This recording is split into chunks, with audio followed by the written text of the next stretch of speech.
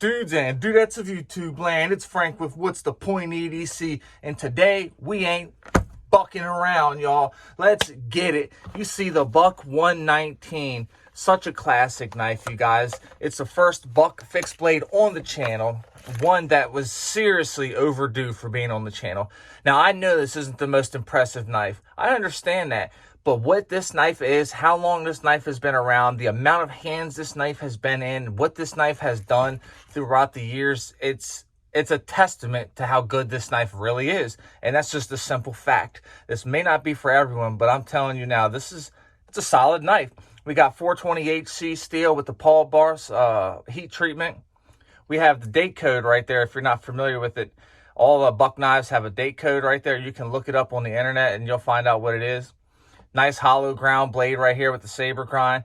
Nice clip point blade. I dig a clip point. This to me, along with the K-bars, man, they just really scream. Let's just go ahead and do a size comparison real quick. Let's just go straight at it.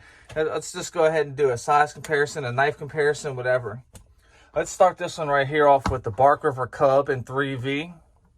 Why don't we just go ahead and slap another Barky on there, why don't we? How about the Bark River Puko in 3V with the maple burl scales and the toxic green liners? Two absolutely fire knives right there. Let's go ahead and slap something else on there. Why don't we get something a little more size comparative? How about a Joker Bush Lord and how about the Survive Knives EDC for an L-Max? There we go. We got one more set of knives here. You know I got one more set in store for you. You know it's coming. You already know the K-Bar USMC. There it is.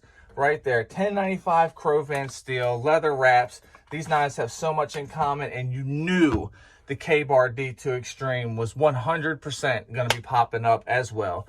These knives have the style that reminds me of growing up, that reminds me of a time that was different in life, and for that, I'm always going to be grateful, and I will always love these style knives. I don't care if it's just 420HC steel. It doesn't matter to me. Though they do make these in different options. I know that they have them in S35 VN, maybe S45 VN. I'm not sure which one. I hear they got it in Magna Cut now on the custom site or whatever. I wouldn't pay that kind of money for it, to be completely honest with you. But I'll tell you guys what, this is not bad at all. Now, I know I've held these. It's been years since I've held one.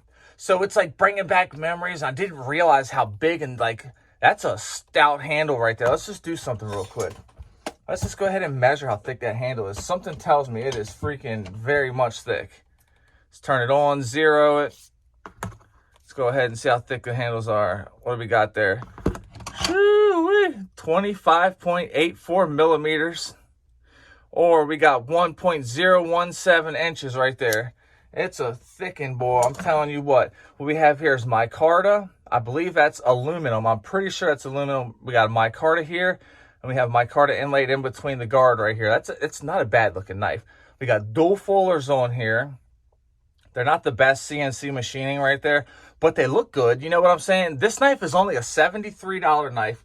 I know the sheath is so lackluster. I know it is, but you can get a sheath made for this from people. You can just order them off of so many different sites.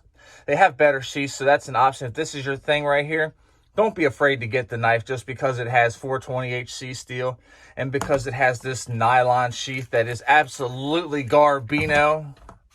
Just, this knife holds a lot of history. You know, to me, the Buck 119, well, wrong one, and the K-Bar USMC, these two knives, they just bring back a different time of life, like I said earlier on.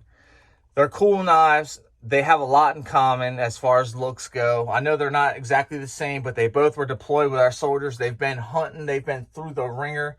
You know, some people have amazing experiences with them. Some people have horrible experiences with them. Me, I haven't had an experience with this yet.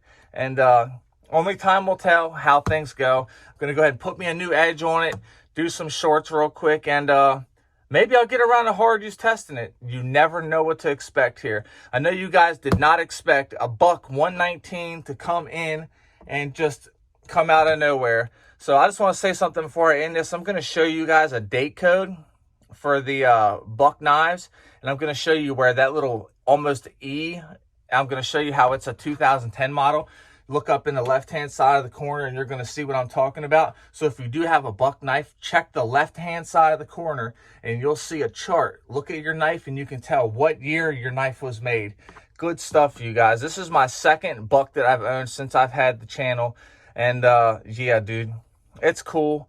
My other one was the buck, I forget what it was, but it was awesome. It was a cool one. I just can't remember the name of it right now.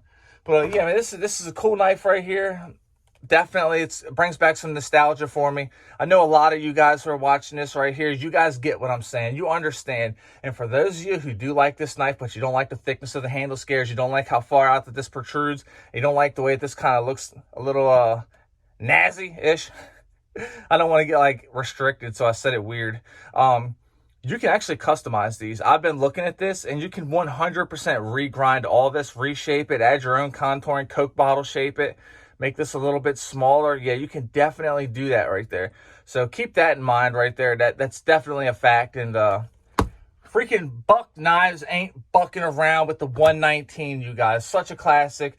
I'm glad to have this on the channel.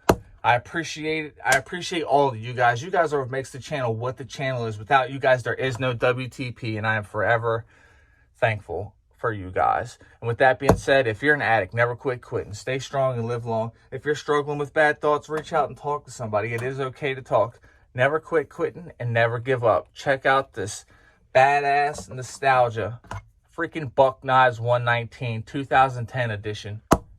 Ain't bucking around. Peace.